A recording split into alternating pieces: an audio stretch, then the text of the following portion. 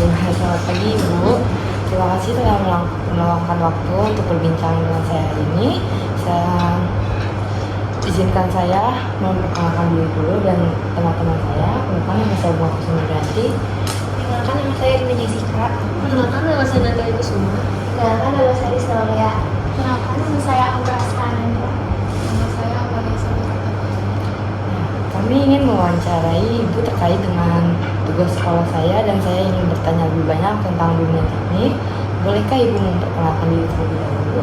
Oke, perkenalkan teman-teman semua, selamat datang sebelumnya di Teknik Sipil Universitas Indonesia.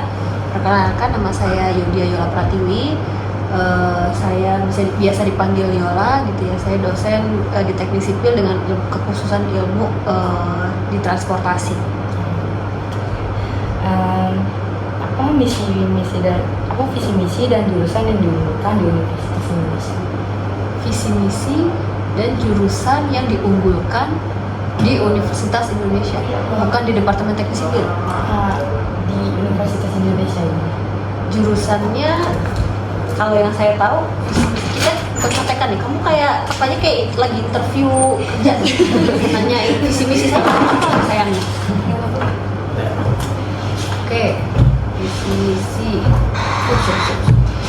Kita lihat apa. Kamu suka TX juga. Bisa. Nanti kita tukeran Twitter ya. Boleh.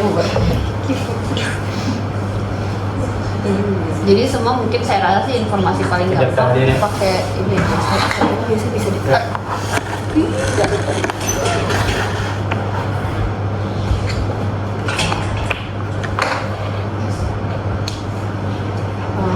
Semuanya sih ada di halaman, ada web page-nya ya di Sipil itu ya. Sebenarnya sih ada dua. Jadi tadi kan saya udah jelasin sebelumnya.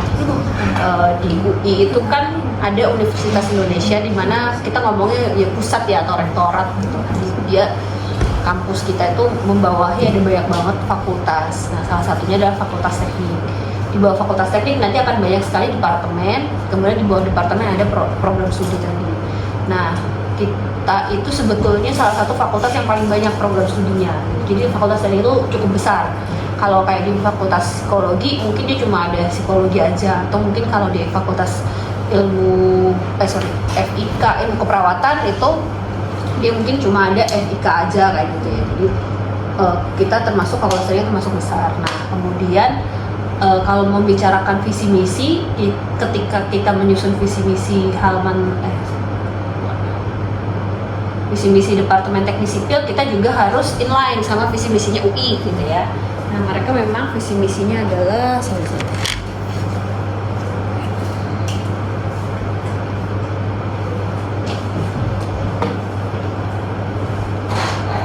visi misinya kalau seandainya di UI itu yang paling pertama adalah intinya menjadi pusat ilmu pengetahuan, teknologi dan kebudayaan yang unggul. Kemudian inginnya tuh meningkatkan kesejahteraan masyarakat, kemudian berkontribusi bagi pembangunan masyarakat Indonesia dan dunia gitu. Jadi sebenarnya kita berpikirnya tadi global gitu. Kemudian sebenarnya misi sendiri ya, kalian tahu bedanya visi misi?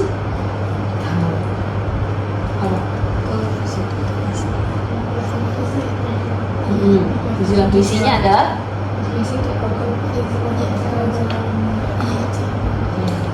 kurang lebih gitu. Jadi visi itu tujuan, nah ini kan ya, visi itu tujuan utamanya. Visi kita spesifik ya. misi itu adalah gimana cara mencapainya gitu ya. Jadi kita ya pengennya jadi pusat ilmu pengetahuan. Jadi pokoknya UI itu menjadi sebuah pusat pengetahuan, teknologi dan kebudayaan dan berkontribusi juga sama masyarakat. Dengan tadi ada menyediakan akses yang luas dan adil, jadi semua orang berhak bisa masuk UI. Jadi kalau ada stigma cuma anak orang kaya masuk UI itu enggak, karena saya udah masih ngecek juga sampai sekarang masih banyak yang bayar itu sangat murah, bahkan nggak nyampe 5 juta satu semester pun ada juga. Serius. Kemarin ya itu memang ya kemarin terakhir dia baru lulus angkatan 2017, tuh ada 2016 tuh kemarin cuma 2 juta semester. Jadi kalau dibilang UI itu cuma buat orang kaya itu enggak banget ya. Jadi pokoknya kalian kita benar-benar menyediakan akses yang luas dan adil gitu. Bahkan mungkin dibandingin sama kampus negeri lain barangkali sebetulnya masih lebih bisa affordable gitu di UI gitu. Itu kita masih berpegang teguh di situ gitu. Kemudian juga kalau UI sendiri menyelenggarakan kegiatan Tridharma itu jadi kita pengabdian juga melakukan itu pengajaran, kemudian pendidikan gitu ya. Kemudian ya kita ya misinya pengennya lulusan dari sini gitu adalah lulusan yang punya intelektualitas tinggi gitu, terus udah gitu tetap berbudi luhur dan bisa bersaing secara global. Jadi kalau saya lagi ngajar itu kebayang nggak global itu apa sih? Bersaing secara global tuh apa? Secara dunia. Bukan. Jadi global itu artinya kalian bersaingnya itu bukan lagi sama SMK di Bekasi, SMK Karawang, bukan. Kalian tuh ntar bergelayanya sama high school yang di luar negeri gitu. Jadi saingan kalian itu nggak cuma sama, saya juga sering bilang kalian anak UI saingannya bukan sama anak ITB lagi, itu sama anak Harvard sana loh, karena kita udah global gitu. Memang ya bener kan gitu. Bahkan banyak loh, jangan ngerasa bangga, Indonesia banyak orang luar yang bekerja di kita gitu. Itu berarti kan tantangan kalian, saingan kalian. Bayangin kalau ada orang Filipina, kita lapangan pekerja udah tinggal segitu, tapi orang Filipina bisa bahasa Inggris. Orang milih yang mana perusahaan? Iya, orang Filipina, mereka sama kayak kita kan, kayak gitu. Dan lebih mau dibayar murah kayak gitu. Jadi itulah saya bersaing secara global. Jadi yang selalu ditekankan adalah itu. Gitu mas. Dengan kalau di teknik sipil sendiri sih kurang lebih memang sama, cuma lebih banyak ke ilmu pengetahuan dan teknologi tentu aja di bidang teknik sipil dan teknik lingkungan. Karena tadi saya bilang di DTS ini kita punya prodinya 2, teknik sipil dan teknik lingkungan.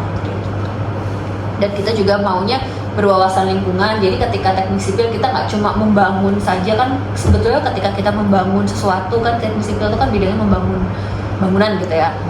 Itu kita pengennya tetap berwawasan lingkungan dan tidak merusak. Jadi gimana caranya tetap bagus gitu lingkungannya. Kemudian gimana caranya tetap lagi di pasar global itu gimana sih kita bisa bersaing tadi, gimana kita punya mutu yang cukup baik gitu untuk dibandingin sama teman-teman dari luar negeri. Terus sebelum lanjut ini, apa keterampilan atau kompetensi yang paling dibutuhkan oleh mahasiswa teknik untuk sukses di dunia industri?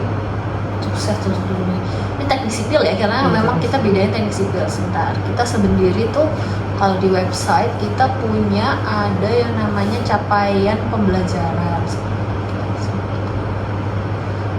teknik sipil gitu ya.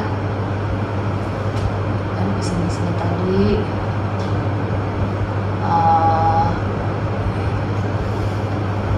ini kita punya ada banyak bidang. Jadi mungkin sebelum kita mau tahu keterampilan apa yang dipunyai gitu ya, di sini kita punya beberapa keilmuan, ada 5. Jadi struktur, geoteknik, transportasi, saya di transportasi, kemudian manajemen konstruksi dan sumber daya air gitu. Jadi kita ada penjurusan lagi lah, mirip juga sama kalian, walaupun di awal nanti sampai sekian semester masih ada. Nah sebentar nih, jadi kita punya beberapa yang namanya tadi kan kompetensi gitu ya. Kalau kalian ngomongin kompetensi, kita sebetulnya ada yang namanya capaian pembelajaran gitu. Kita maunya apa sih? Nah, pertama kita maunya kalau di semester awal CTL 1 kita mau lulusan kita itu menerapkan ilmu matematika, sains dan dasar ilmu teknik. Karena memang kita orang sains ya. Jadi kita fokusnya di awal kita harus ngerti basicnya. Mafiki sama nggak istilahnya?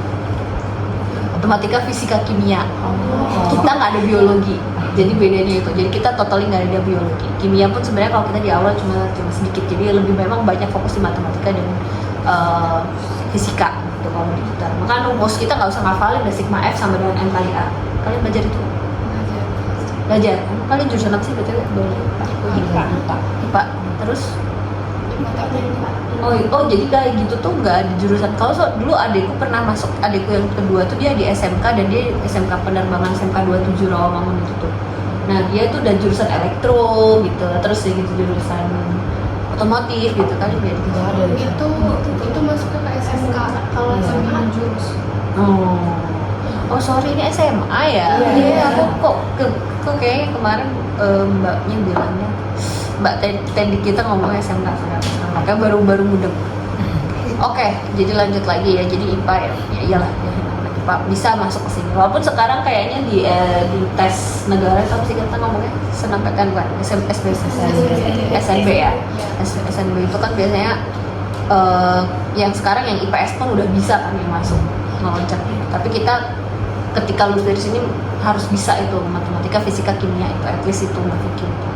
Kemudian kita juga bisa mendesain masalah dari teknik sipil yang kompleks. Jadi seandainya kalau ada gempa gitu, apakah bangunan itu bisa tetap berdiri kayak gitu masalah-masalah, dan tetap harus ditinjau dari ekonomi, kesehatan dan keselamatan umum juga, sosial budaya lingkungan. Jadi ketika kita bangun sesuatu, seandainya kita mau bangun mall nih di sini, sesuai nggak sama budaya, sosial budaya dan lingkungannya. Sebenarnya mungkin kayak di Malioboro gitu kan, apakah mereka butuh mall? Memang kan kalau memang budayanya mereka biasa belanja di Selasar gitu, kenapa harus diganti gitu juga kita melakukan. Kita ada cukup banyak sih CPL-nya, tapi memang fokusnya lebih banyak ke tadi ya, kita mau menggunakan tools, alat-alat modern, kemudian penerapan teknik. Dan sebenarnya ada yang menarik juga bahwa kita tuh nggak cuma fokus di skill yang seperti itu, tapi juga kita mau membahas juga fokus ada ke masalah sosial, kesehatan, keselamatan. Terus juga yang paling terakhir kita berharap lulusan kita tetap mau belajar mandiri sepanjang hayat, jadi kayak long life learning gitu. Karena ini salah satu memang yang kita harapkan. Jadi walaupun udah lulus kuliah, kalian lulus SMA bukan terus udah nggak belajar lah gitu, enggak gitu. Tetap long life learning dan keinginan itu selalu ada gitu, harusnya sih seperti itu. Ini aku pertanyaan gitu. Untuk mewujudkan visi misi Departemen Teknik Sipil, apa yang sudah dilakukan? Visi misi apa yang sudah dilakukan? Kalian kayak pertanyaan akreditasi. Ini kayak nge-search lewat ChatGPT ya? Enggak, dia bisa Gitu, guru BK. Pantesan saya berasa kayak di interview sama ini pas lagi akreditasi kampus kemarin juga gitu pertanyaannya. Ini kalau saya bukain berkasnya panjang lagi nih. Sebentar. Apa yang sudah dilakukan? Sebenarnya banyak juga sih ya, kita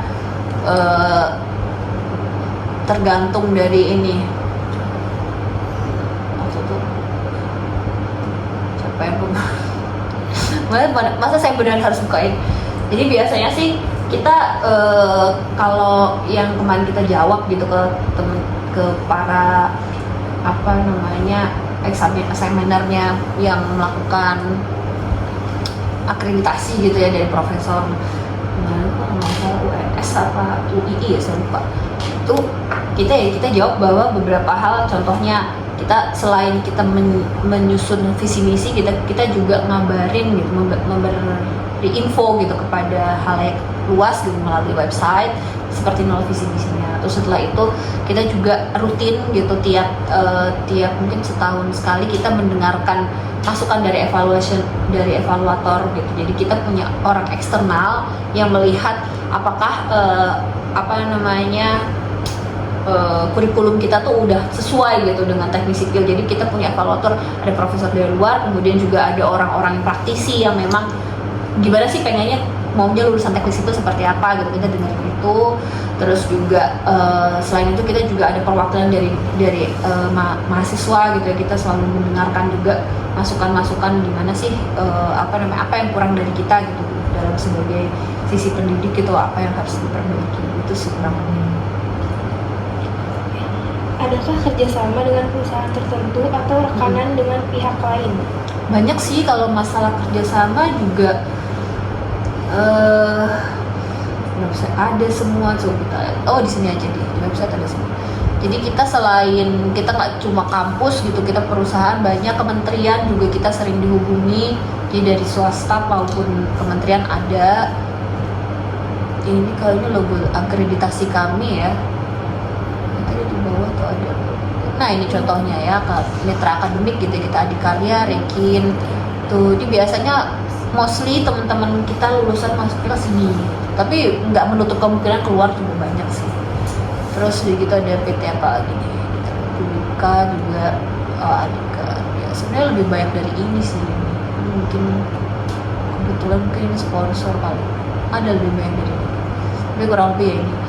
Apalagi ya, lulusan kita juga ada yang ke oil and gas, ada juga yang ke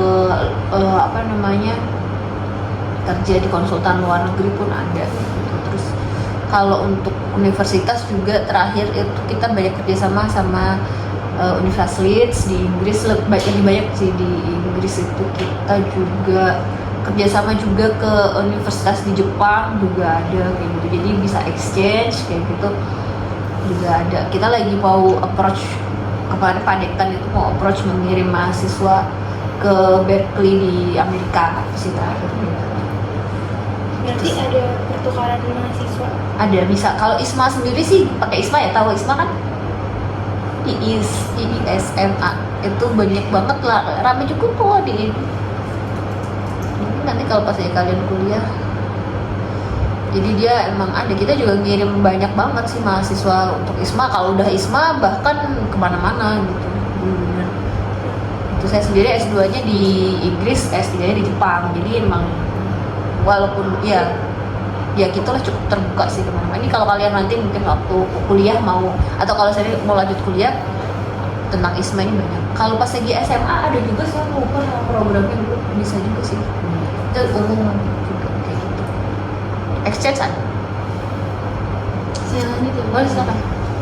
Berapakah lulusan Teacher Study yang ada pada kampus secara global di tahun 2023? Ini benar pertanyaan akreditasi. Ini saya bukain aja dia berkas akreditasinya ya.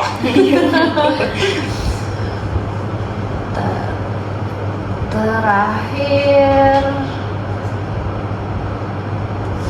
kalau nggak ada sih besar ya.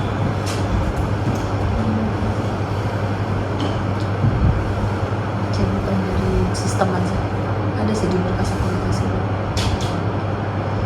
Jadi sebenarnya kita punya banyak beberapa program studi, tapi sih kalau S1 ya ini ada sipil lingkungan gitu ya. Dia ada kelas internasional juga kita punya. Kalau kelas internasional pasti wajib exchange keluar, tapi kalau teman-teman kayak masuk reguler pun tetap bisa exchange. Cuma memang karena nggak ada programnya, jadi biasanya nanti mereka nggak tahu deh sekarang, tapi kalau emang nggak bisa disetarakan ya harus pulang setahun. Jadi kayak mereka exchange setahun atau 1 semester gitu ya, 6 bulan. Itu berarti mata kuliah yang di UI ditinggalin harus di retake lagi gitu. Oke, akhir term, lulusan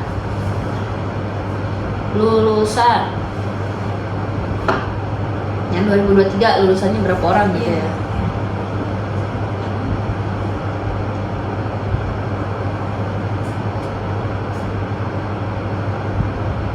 Kita sih setiap tahun menerima kurang lebih sekitar 200 mahasiswa.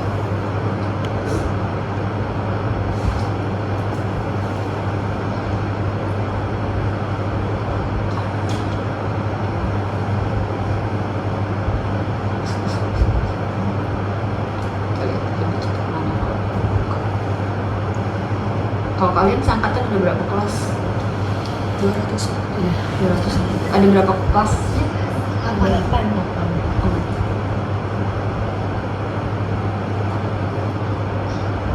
Kita sendiri sih tracer study rutin ya, tiap tahun kita nge-trace, tapi belakangan karena kita punya dari UI itu melakukan gitu, ada memang yang melakukan kepada para alumni, jadi akhirnya kita terpusatkan ini, kita melakukan sendiri-sendiri di setiap departemen. Ini mah total, ini mah yang menjawab tracer study-nya ya.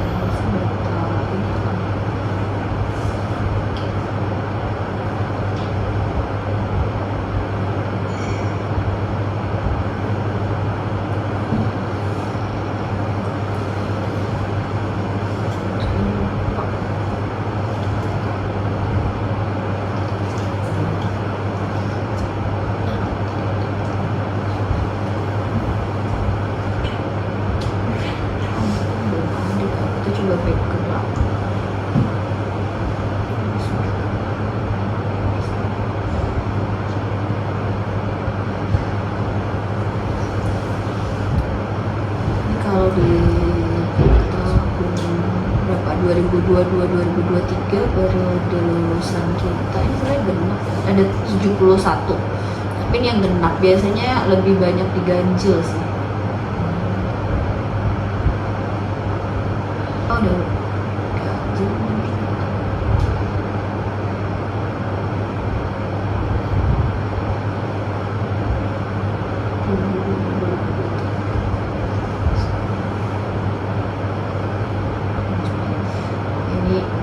dia digenap dia satu.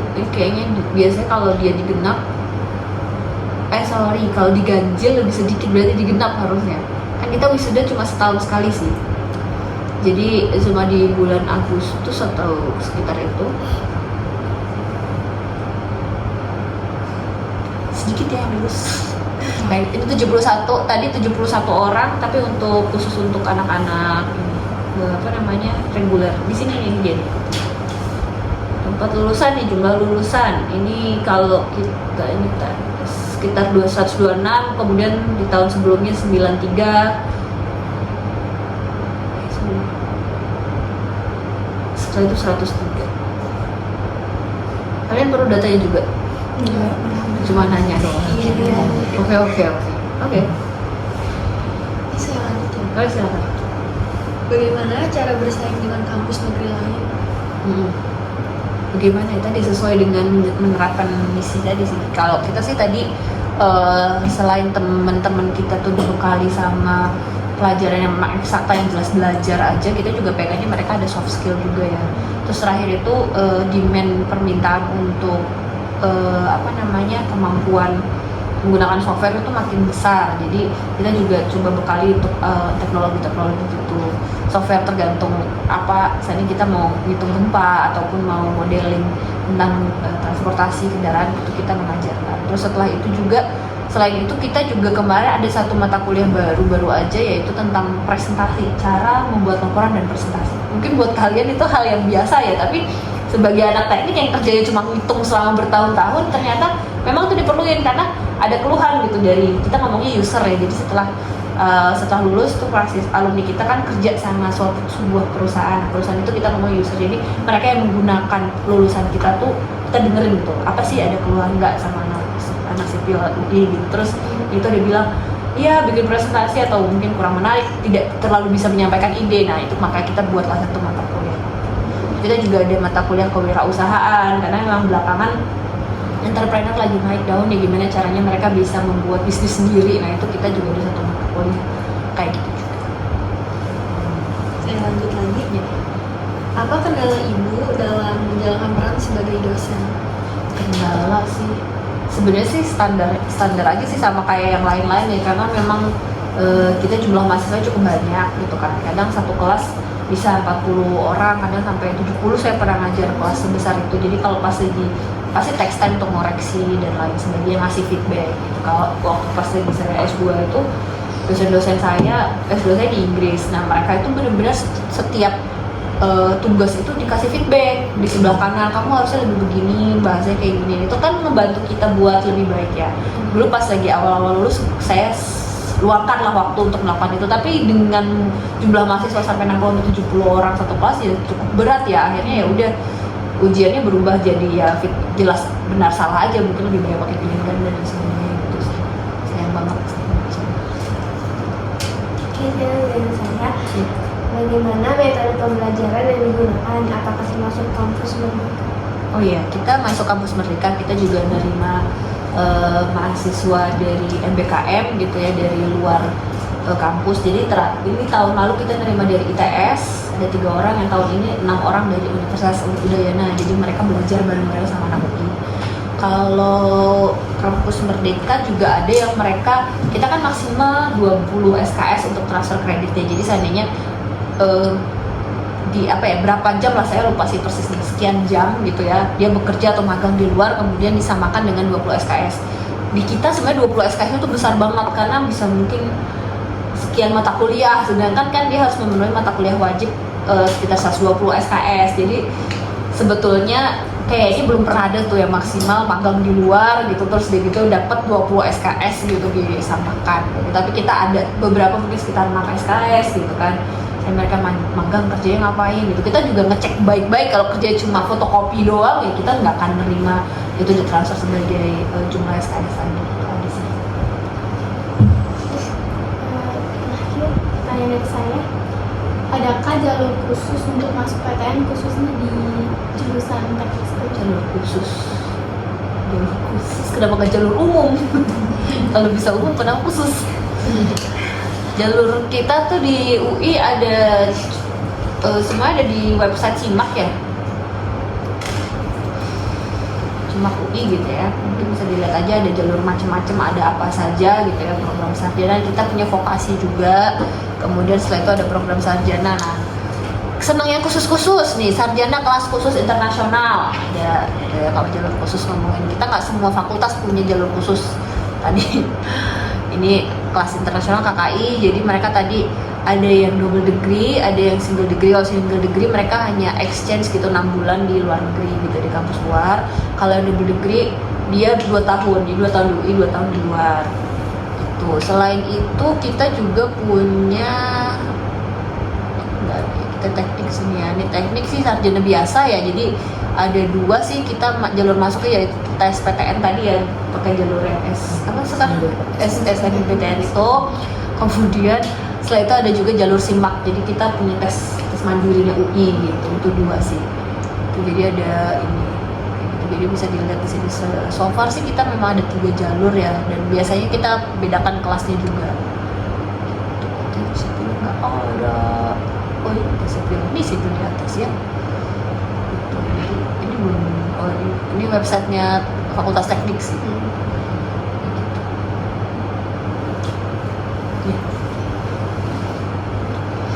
Kamu mana gitu ya?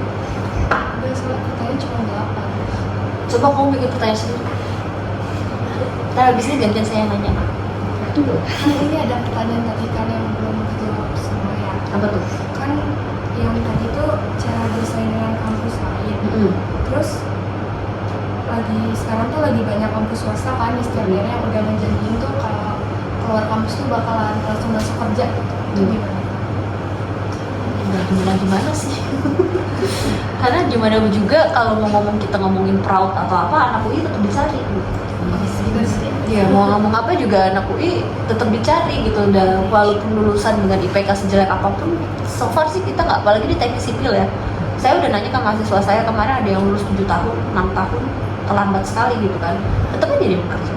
Bisa gitu, karena memang kebetulan sipil kan konstruksi lagi naik ya gitu kan. Dan Indonesia ini kan negara berkembang, pembangunan makin tetap ada gitu. Dan bahkan kita juga banyak, kalau kita mau keluar negeri pun banyak yang mencari gitu. Kalau masalah bersaing sama kampus lain, ya tadi kita bekalin selain dia bekal dengan kemampuan yang dasar lah, kemampuan teknik dan menghitung lain sebagainya, itu kan hal yang dasar. Kita bekali juga dengan soft skill juga tadi, gimana cara menyampaikan ide gitu. Kemudian gimana kita juga apa ya, tadi presentasi itu salah satu yang penting, karena banyak juga kalau misalnya kalian pintar tapi kalian tidak bisa menyampaikan ide-ide kalian dengan baik pun susah gitu bersaing. Padahal kan kalau kita mau masuk kerja pasti kan saringan terakhir interview kan, kayak gini kita harus bisa jawab, ngomong soal personal skillnya juga diasah gitu sih. Apa ya? Nah, kalian sebenarnya kenapa ke teknik sipil? Saya penasaran aja sih.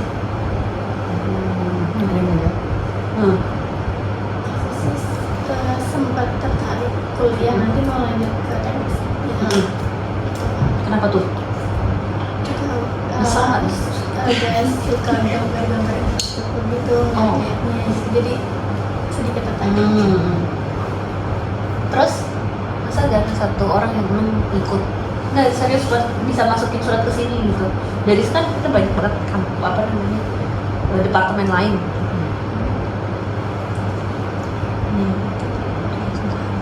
Yang jawab cuma sipil.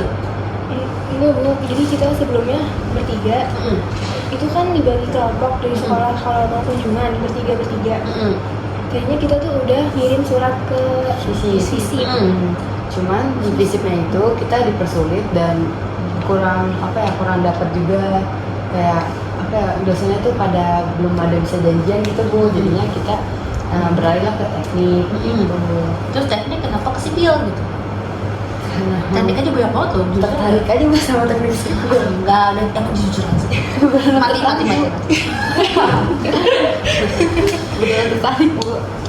Tertariknya kenapa sih? Apa tadi kalau temen-temen tadi udah bilang kan karena gambar infrastruktur. Sebenarnya kita memang belajar sih gambar teknik itu gimana cara bikin bangunan. Tapi mungkin kalau untuk masalah desain itu ada di arsitek gitu. Nah itu banyak yang suka salah tuh. Kalau arsitek benar-benar cuma appearance aja. Kalau di sipil kita kebangun gimana caranya desain bulat-bulat yang susah itu tadi bisa jadi kenyataan, karena kalau di sipil sih kita pengennya bangunnya kotak-kotak aja ya, banyak tiang, itu hitungnya nggak susah. Kalau udah bulat itu ngomongin cangkang itu kayak kubah itu tuh wah itu bener menangis pusing. Kita harus tahu kita taruh tiangnya di mana. Terus kan anak arsitek paling benci tiang ya, gimana caranya bisa ngambang itu kita yang hitung gitu sih. Jadi sipil. Terus kalau kamu tertarik kenapa? Tadi kata kamu tertarik.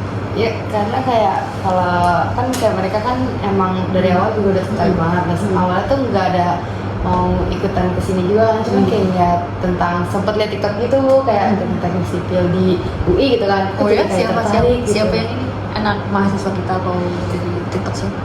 Nggak tahu TikToknya kayak saya nyari bu kayak teknik sipil UI gitu kan bu. Kayak vibes gitu. Bibus Apa siapa itu? saya juga saya punya TikTok juga cuma buat memantau doang. Coba kita lihat teknik sipil. Soalnya memang ada beberapa mahasiswa kita juga influencer. Oh ini gue anak satu anak sipil. Curhat. I see. Oh gitu. Memang dari TikTok ya. Ya. Karena sebenarnya kalau masuk ke teknik sipil apa ya? Kalau mau skill tipis ya cukup berat sih kalau ngomong ya, karena waktu itu saya juga pertama kali masuk tuh disuruh papa gitu kan, oh coba ini teknik sipil, pembangunan gak akan mati bla bla bla, begitu masuk kerjanya ngitung terus astagfirullah deh.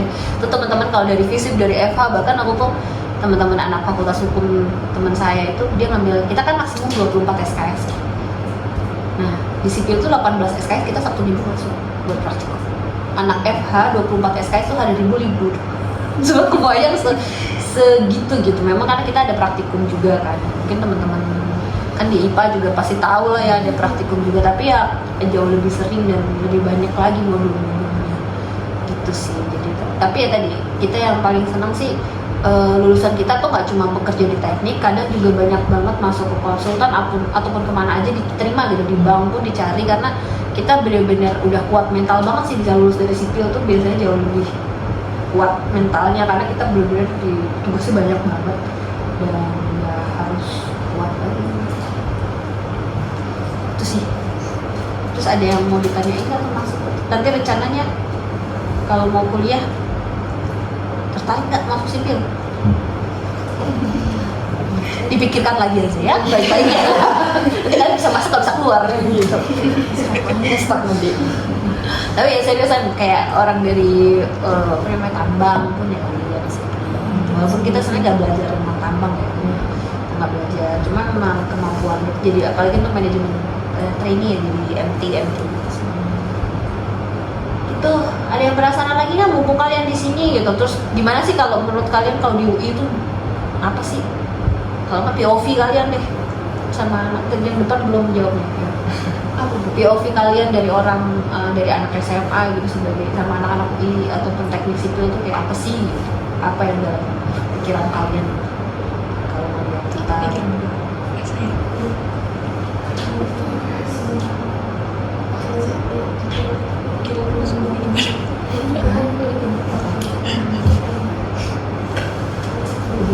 Kira-kira fakultas yang paling susah dimasukin itu apa? top rankingnya UI. Kalau top ranking UI itu ada dua. Kalau yang saya nggak tahu sih yang sosial sih. Oh, oke. Nah, kalau ini zaman saya ya saya nggak begitu. Tapi kurang lebih sih sama sih. Kalau sampai sekarang FKUI tetap top paling tinggi. Walaupun kayak apa juga dari kampus lain FKUI paling top.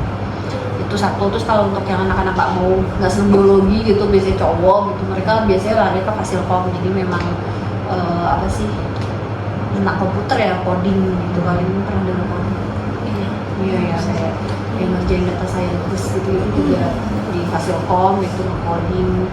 Mungkin kalau mereka pengen kerja di Apple, Google, terus whatever itulah ya, Teknobro gitu ya, itu Fasilkom itu tinggi. Terus kalau untuk yang sosialnya sendiri tuh waktu itu kalau nggak salah ilmu komunikasi sama HI ya kalau nggak salah itu atau sekarang.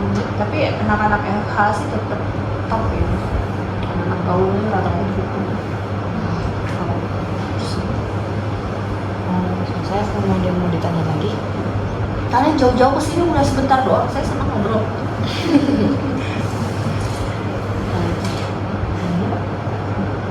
tanya nggak? Tinggal tutup aja cukup. Pengen cerita banget. Abis ini nggak sekolah lagi ya ternyata. Iya. Ibu. Emang bukan lagi mau ujian? Anak aku lagi ujian. Minggu depan. Iya, aku sama setak ya. Iya, anak aku Senin ujian. Hanya K-pop boleh nggak? Siapa yang suka K-pop? Saya kok. Apa masih ya, masih baik-baik. Belajar aja ya Miki. Nanti kalau ada depresi baru suka K-pop. Bener-bener pelampiasan terbaik. Ini mau belum ini ya belum Apa closing? Silakan. Terima kasih banyak atas waktu yang telah diberikan untuk berbincang dengan teman-teman saya. Saya sangat menghargai kesempatan ini untuk berbagi pengalaman juga dari ibu yang menjelaskan sangat detail. Terima kasih banyak ya ibu. Ya mungkin segitu aja sih bu. Terima kasih banyak ya ibu. Terima kasih Bu.